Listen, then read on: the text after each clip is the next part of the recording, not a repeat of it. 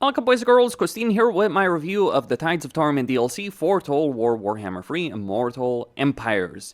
It has been a long year from the previous DLC, Omens of Destruction, to this point, and I don't think we're finished yet, because tomorrow, on December 4th, Creative Assembly is very likely to announce Nagash Expansion, based on what I've seen online, what they've posted themselves, 40k Total War, and probably Medieval 3 if I were to guess, though that's certainly not set in stone. They could do something else for historical games. But let's talk about Tides of Torment, my personal perspective on it. Here's my view. I think this is a prelude to the Nagash expansion, in particular with Sayl the Faithless. Now, why do I say that specifically? Because if we look at Sayl the Faithless's campaign, and we see how it plays, you have a campaign where you have a bunch of magic trickery, where you can take advantage of your opponents in order for yourself to gain a lot of power and money. You can vassalize factions, you can play the diplomacy game, you build altars. All of it is building up to a big ritual, and there's plenty of battles along the way. That reminds me very firmly of the Nagash mod, Legions of Nagash mod that already exists for Warhammer 3, because that's what you do really there. You start weak, and then you go around the map, you do a ritual, you get more and more power, you're using that power against your opponents, but you're also defending yourself against various armies. Now, of course, within that context of that mod, what ends up happening is that it is rogue armies that are attacking certain locations, so you need to take specific locations on the map, things like Khemri, the Black Pyramid of Nagash, etc., and then you get various armies to try and stop you. Here, it's quest battles that you do get, and that is one of the defining features of Norska in this DLC. Quest battle after quest battle after quest battle that you then get to deal with. So I think what they're doing with Sayl is really a mini-me of Nagash. They're really trying to set the stage for how a Nagash campaign could work. I would say that I think they could have handled that differently from a certain perspective, because the issue with the mod specifically is that you end up with a lot of empty time where you're just playing the intern button simulator. Now, I think Sayl's campaign is much better than the mod, because worth pointing out that the mod, I believe, was made for Warhammer 2 and then taken from Warhammer 2 and translated into Warhammer 3, or yeah, just moved from one game to another. So it was designed for a different era than the one we have right now. And if Creative Assembly was building Sayl's campaign based on the mod, obviously they kind of missed some of that nuance that they shouldn't have missed. But otherwise, if this is the playbook they're developing for Nagash, well, they still got some ways to go on it, I would say. But it could be considered a good first step on that path towards doing a Nagash expansion. Which, a Nagash expansion based on the Chinese leaks, I should add, would not just include Nagash, would also include things like Tankwol, Valten, Cafe Yin Yin, I suppose. I'm curious to know exactly when it is going to come out. My read on it, my perspective on it, what I've seen over the last year from Creative Assembly, my best guess, actually, they have a team working on Tides of Torment and other things, smaller things, maybe Neferata included, but then they also have a team, a dedicated team, that's probably larger, that's in the UK, that's working full-time on Nagash. So Sayl is kind of like a prototype of what a Nagash campaign could be. There's also a bunch of cool stuff. The units, specifically Björk Björstruck as a legendary hero, is like, that's how a legendary hero should feel like. Legendary heroes in general can feel, I would say, underwhelming, because most of the time it's like, oh, here's a stat stick, use him in combat, and it's like, okay, is he much better than most heroes? Most of the time with legendary heroes, that's not strictly the case. With Björk, it absolutely is the case. He is phenomenal in combat. You can throw him into a fight. He'll do a lot of damage. He'll boost your army. In the meantime, he's really something to behold in battles. Other things, I mean, Kurtis, some of the changes that they've made, I think, with cast giants in particular, I'm not sure exactly where you get the wall breaker, if it's inherent or if it's something that you gain later on. Given my personal way of playing with regards to research, I believe it is inherent to them. So you now have a wall breaker ability as an Norsko, which is very welcome for them. But yeah, still kind of like that prototype thing going for Sayl the Faithless in his campaign. Next up, we have Dechala of Slaanesh. Dechala is incredible in combat. She's got the hitting power of Saint Akari, but the size of Malice Darkblade.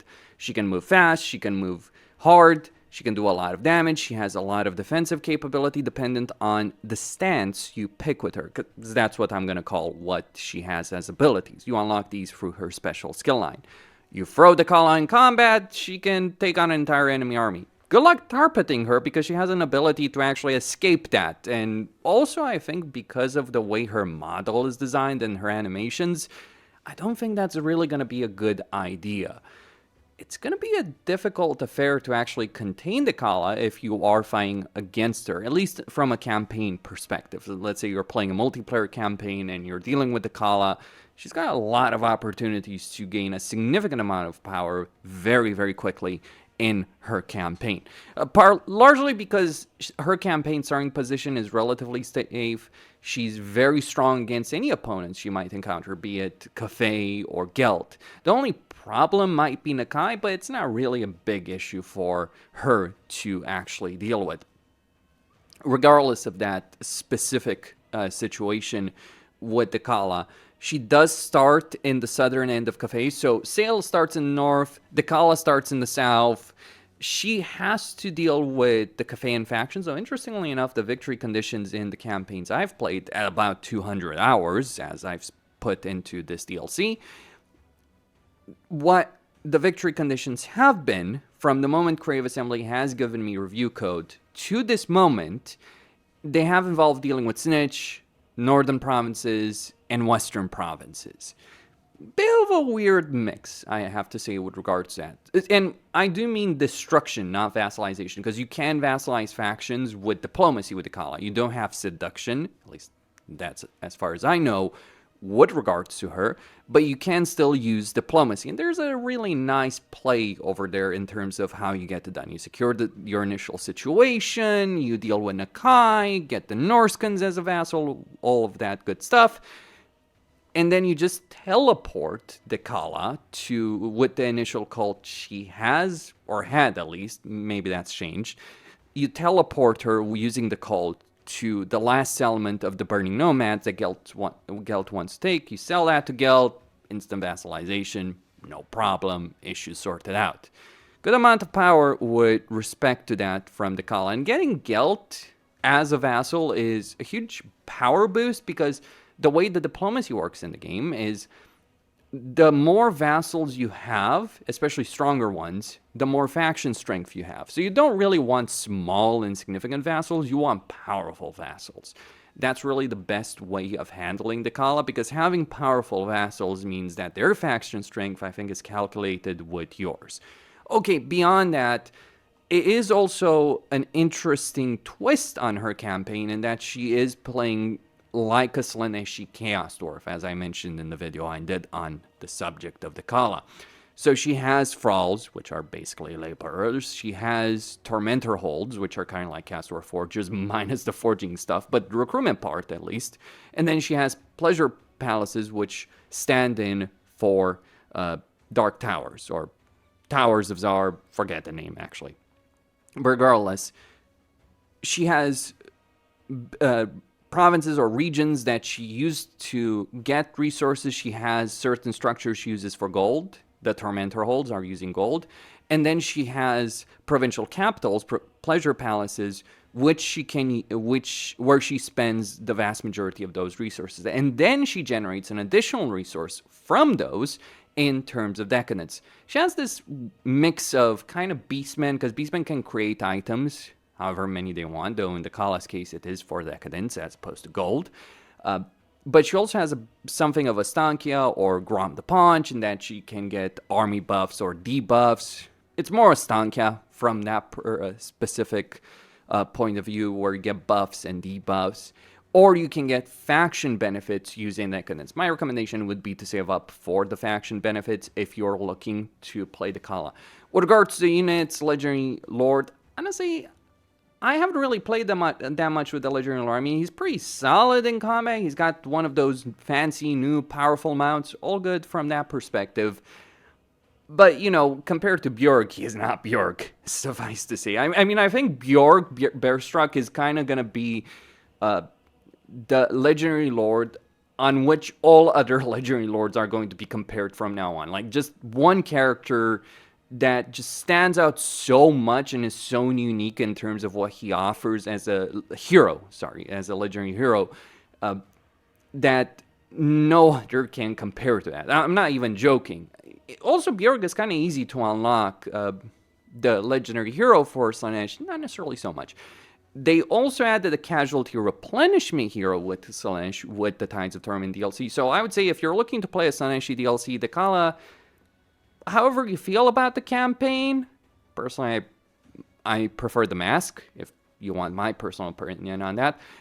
But regardless of how you feel about Dechala, her campaign, her dynamics, etc., I would strongly recommend for anyone that's really serious about Slaanesh to get this DLC. Whether or not the units are worth it, that's a different discussion, because you do get crossbows, which very welcome, but you don't have Wallbreaker, you don't have a better way of dealing with siege. Norsca gets that. Dechala kind of doesn't, which sieges have always been like the weak point of Slaanesh. Slaanesh has always dominated in field battles. That's never been the problem. It's always been the issue of how do we break in settlements? How do we handle settlements? And I think that's the part where they kind of missed the mark with regards to Dechala and with regards to Slaanesh. But otherwise, some great ideas, question of execution. Finally, last but not least, we have Sea Lord Aislinn, Master of the Seas and the Dragon Ships of Ulthuan. He kind of plays like a Vampire Coast character for the High Elves. In fact, I would dare say that the way his campaign plays out, in certain ways, is roughly what the Vampire Coast should be about. Or maybe they should be like Lokir, because yes, Lokir is still the greatest of all time, ultimately, when it comes to command of the seas, and they made them better. Really. Oh, here's a cool mechanic, Aislinn. You get unique sea lanes that only you can use. Lokir is like, I'm just gonna steal that. That's a cool idea, bro. I'm gonna keep the rest that I have, because, you know, my race is better than yours, but I'm gonna just take that one cool mechanic. Yeah, that's Lokir versus Aislinn in a nutshell. What Aislinn does have is a significant amount of combat ability. He does have a dragon. He does have skycutters, which are amazing artillery pieces. Like, think of the weaker version of Trollhammer torpedoes, except they can fire while moving. They are an artillery piece, the one with bolt throwers on them. So he's got mobility, he has got the ability of fighting naval battles, quote-unquote naval battles. Really, those kind of battles where you have shallow water on the map, because a lot of his units, the Ship Company, Lauder and Seaguard have been changed, etc. They are well suited for that kind of battle. So he's got those benefits. The dragon ships mechanic, the campaign mechanics, the dynamics over there, those are things that I think Creative Assembly could have improved further, because they took the idea of a mod, because yes, Sea Lord Aislinn was in a mod, and they implemented that in a campaign. So he's kind of like this weird hybrid of Vampire Coast and Nakai, without going full Nakai, weirdly enough. I would say the one downside is you can't give dragon ships to legendary lords you confederate.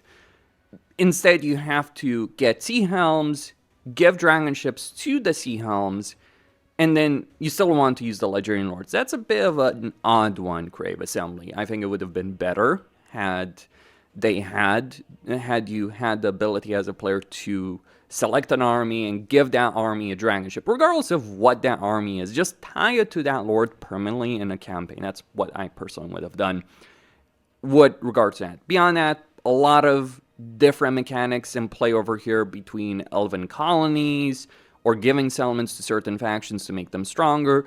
There's certain issues here, not because of the mechanics themselves, but rather because of the game, the baseline game. But I'll say it bluntly, like, I don't like Vampire Coast. I would say Aislinn is 100 times better than Vampire Coast. He's got a better army, he's got a better campaign dynamic, he has movement on the seas that the Vampire Coast dreams about. So yes, Aislinn does have a lot of benefits, but again, Lokir is just still better. As for the new additions, well, I really like the Merworm. People always talk about power creep in campaigns. I didn't quite feel that, really, because there's still plenty of reasons to just go, say, Spearmen and Archers for High Elves, or all kinds of different units for the High Elves in a campaign. Though I think they should have improved that. Research tree, campaign dynamics, campaign playstyle, pacing, etc. You know, the usual stuff that we've been dealing with from Creative Assembly. I kind of think they should have learned a bit better from Omens of Destruction, because Omens of Destruction, yes, the Legendary Lords they created for Omens of Destruction didn't quite pan out, the paid ones. But then you had Arbol, and then you had the racial reworks, and the free reworks, Scrag and Greasus in particular.